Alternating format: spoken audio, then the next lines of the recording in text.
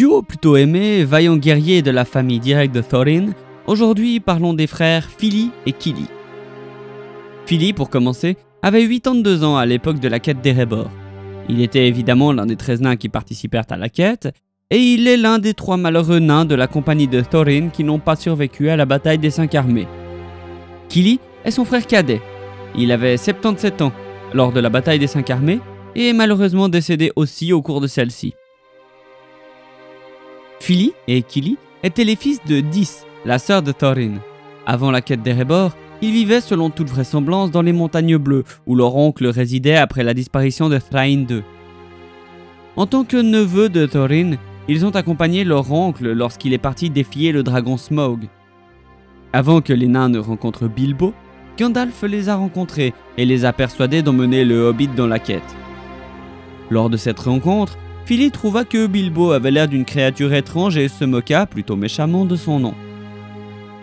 Lorsque Bilbo a rencontré Fili et Kili pour la première fois, dans le 3e groupe de nains arrivé à Cuxac, ils portaient les capuchons bleus. Après le souper, lorsque les nains firent la musique et tout, Fili et Kili jouaient de petits violons qu'ils avaient apportés dans des sacs. Au début de la nuit où la compagnie a rencontré les trolls, l'un des poneys a pris peur et s'est précipité dans la rivière. Kili et Fili ont failli se noyer en sortant la bête de l'eau. C'eût été là une fin bien précipitée. Dans les monts brumeux, pendant l'orage de montagne, les 2 frères étaient les plus jeunes nains et aux yeux les plus perçants. Ils furent donc envoyés en avant pour chercher un abri. Ils trouvèrent une petite grotte sèche qui était parfaite pour la compagnie, en tout cas jusqu'à l'arrivée des gobelins. Après que Gandalf eut sauvé la compagnie et compté ses membres, il trouva Fili et Kili, comme d'habitude, par 2. Ils étaient plutôt inséparables. Lorsque la compagnie se précipita dans les arbres pour échapper aux wargs, Kili et Fili se hissèrent au sommet d'un grand mélèze. Le lendemain, lorsque la compagnie arriva à la maison de Beorn, Kili et Fili étaient de nouveau ensemble et constituaient le 4e couple de nains à apparaître au cours de l'histoire de Gandalf. Lorsque Bilbo aperçut le bateau de l'autre côté de la rivière enchantée, Fili réussit à attraper avec un crochet sur une corde, mais ne put le faire traverser la rivière. Kili lui est venu en aide le premier, suivi de Oin, puis de Glóin, avant que le bateau ne se détache enfin. À l'ouverture des tonneaux, après l'évasion des salles du roi Thranduil, Kili et Fili sortirent souriants car ils étaient jeunes et n'avaient que très peu de bleu. Les 2 frères aidèrent Thorin et Bilbo à localiser et libérer les autres nains. Ensuite, ils accompagnèrent Thorin et Bilbo jusqu'au pont d'Esgaroth, pendant que les autres récupéraient. Lorsque la compagnie atteignit le mont solitaire, Thorin envoya un groupe d'éclaireurs pour voir la porte d'entrée ou l'endroit où elle se trouvait autrefois. Fili et Kili accompagnèrent Balin et Bilbo dans cette expédition.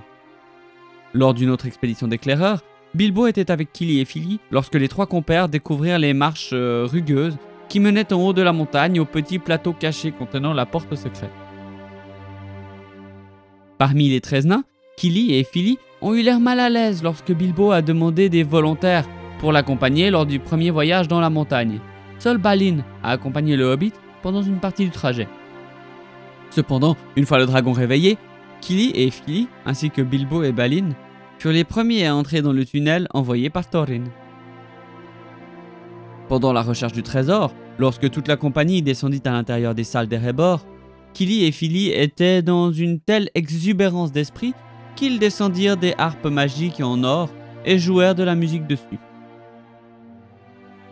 Plus tard, Kili fut tué avec son frère lors de la bataille des 5 armées, alors qu'ils défendaient tous 2 leur oncle mortellement blessé. Après la mort de Thorin, les frères auraient été les seuls descendants restants de la lignée de Thror. Leur mort a mis fin à la dynastie et le titre de roi sous la montagne est passé à Dain II. C'est leur dernier combat héroïque qui a fait de leur mère la seule femme naine à être mentionnée dans les généalogies de Durin. J'ajouterai en commentaire personnel que la mort qui est offerte à Fili et Kili dans les films du Hobbit sont certes différentes de celles du livre, mais en tout cas pour celle de Fili, diablement efficaces. Je me souviens avoir été vraiment surpris par sa mort aussi brutale de la main d'Azog et sa façon de tomber dans sa main comme une poupée de chiffon. Et ensuite, lâché comme ça devant son frère. Enfin, voilà pour l'histoire, ou le peu que l'on en sait, sur Fili et Kili, héros au grand cœur et au destin tragique. Si vous regardez cette vidéo la semaine de sa sortie, n'hésitez pas à venir ce mercredi sur mon live Twitch. On y discutera nouvelle traduction du Seigneur des Anneaux. Et les liens sont en description, comme d'habitude. N'hésitez pas aussi à aller jeter un œil à ma nouvelle série concernant le lore de Metro 2033, une série de livres vraiment intéressante. Merci encore d'être toujours plus nombreux, je vous avoue que j'ai peine à y croire, mais je suis tellement reconnaissant, je sais pas comment vous remercier autrement qu'en le disant. Alors, merci encore, et à très bientôt en Terre du Milieu. Ciao!